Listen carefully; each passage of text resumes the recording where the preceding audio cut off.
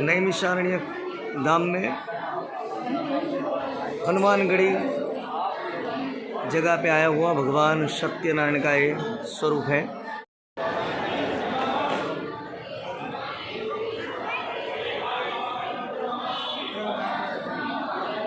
यहाँ पे भगवान रामचंद्र भी विराजमान है। भगवान खाटू श्याम जी बहुत ही सुंदर मुद्रा में दर्शन दे रहे हैं।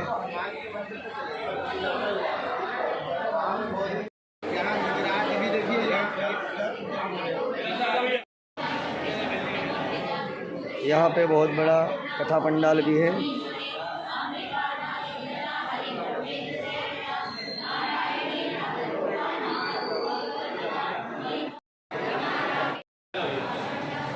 हे समर्थ रामदास स्वामी जी।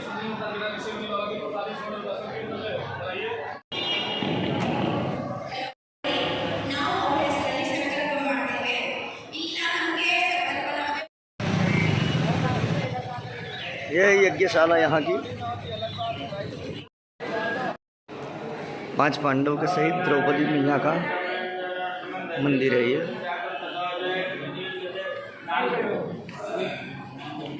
मल्लिकार्जुन सह कुटुंबानां आरोग्य प्राप्त दीर्घायु प्राप्त अखंड ज्योति निमित्तात् 7 days सेवा 101 रुपये।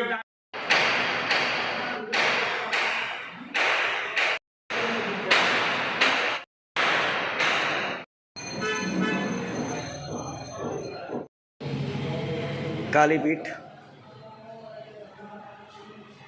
51 शक्तिपीठों के दर्शन यहाँ पे हो रहे हैं।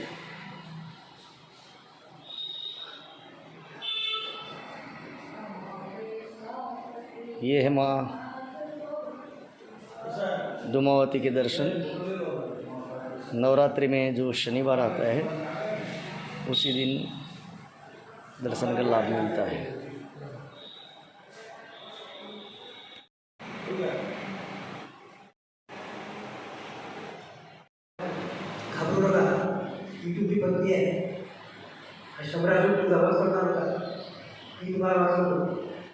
ये है नैमिषारण्य धाम का तीर्थ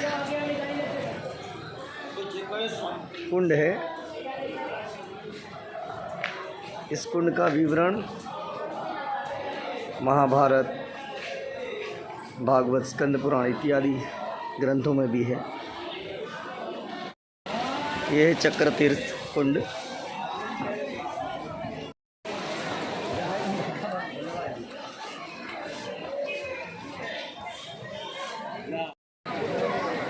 એટલે પણ હમણાં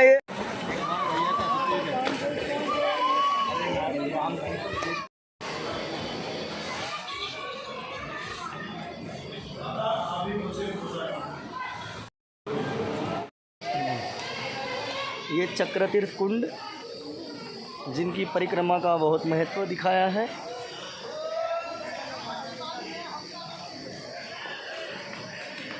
यह है श्रृंगी ऋषि की तपस्थली।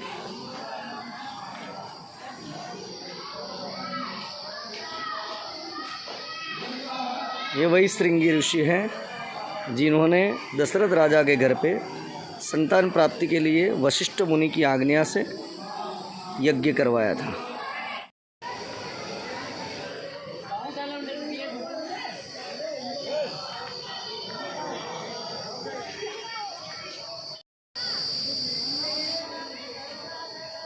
यहाँ गंगा कुंड भी है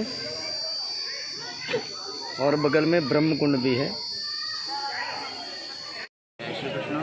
इस नैमिषारण्य धाम का कुछ महत्व हमको बताइए। प्रेम से बोलिए नैमिषारण्य धाम की जय। ये नैमिषारण्य क्या है?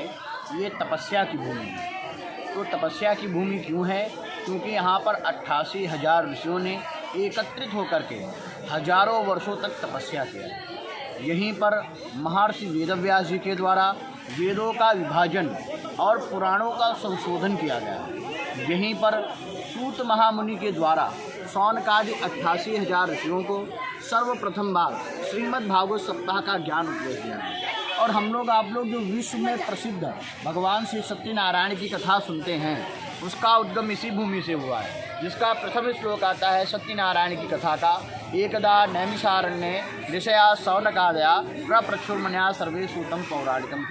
ये जो सामने आप लोग कुंड देख रहे हैं, जिसमें आप लोगों ने स्नान किया, आचमन किया, मार्जन किया, इसे ब्रह्म मनोमय चक्रकुंड कहते हैं। अर्थात भगवान ब्रह्मा के मन के द्वारा इस चक्र की उत्पत्ति हुई है। जब कलयुग का प्रारंभ होने लगा तो 88,000 ऋषियों ने ब्रह्मा जी से जाकर के प्रार्थना किया कि महाराज जब कलयुग आ रहा है तो कलयुग में ऐसा कौन सा पवित्र स्थान होगा जहाँ पे हम लोग शांतिपूर्वक बैठ कर के तपस्या कर सके, वहाँ पर कोई दानव या दैत्य विघ्न ना बाधा न उत्पन्न कर सके। तो ऋषियों की प्रार्थना पे ब्रह्मा जी ने अपने मन को एक चक्र रूप में प्रकट किया। कहा इस मेरे मन रूपी चक्र के साथ जाइए, जहाँ पे गिरेगा वही पवित्र होगा। तो वो चक्र पूरे विश्व में ब्रह्मांड में भ्रमण करता हुआ अंततः यहाँ पर आता है। जब यहाँ पे आता है तो यहाँ पे पहले से 88,000 ऋषियों का यज्ञ कुंड हुआ करता था। तो उस हवन करने के कारण 88,000 ऋषियों के उस हवन कुंड के धुएं के आकर्षण से चक्र की गति स्थिर हुई है और घूमते हुए आकर के यज्ञ कुंड में गिरी हुई। तो नैमी शृणते आरण्य, नैमी बोलते हैं धुरी को, शृण बोलते हैं गिरने को, और आरण्य बोलते हैं जंगल को। इन तीन शब्दों को मिलाकर इसका नाम पड़ा नैमिषारण्य। नैमी शृणते आरण्यम तत्र नैमिषारण्य। लेकिन वो जो चक्र था उसने पृथ्वी के 6.5 पातालों का भेदन किया। तो उसको रोकने के लिए 88,000 ऋषियों ने हृदय में निवास करने वाली माँ ललिता देवी से प्रार्थना किया। तब उन्होंने चक्र की शिखा को 6.5 पाताल पे रोका है। तब 84 यानी 252 किलोमीटर की दूरी पर बैठ कर के ऋषियों ने तपस्या करके अपने मनोवांछित फलों की प्राप्ति किया और सिद्ध किया कि आने वाले कलिकाल में जब भी मनुष्य आकर यहाँ पर जप तप पूजन पाठ इत्यादि करेगा तो उसकी मनोकामनाओं की पूर्ति होगी, मनोवांछित फल देंगे। इसीलिए इसे ब्रह्म मनोमय चक्र तीर्थ बोलते। बोले नैमिषारण्य धाम की जय हो। ये है नैमिषारण्य धाम में आया हुआ माँ ललिता देवी की शक्तिपीठ है ये।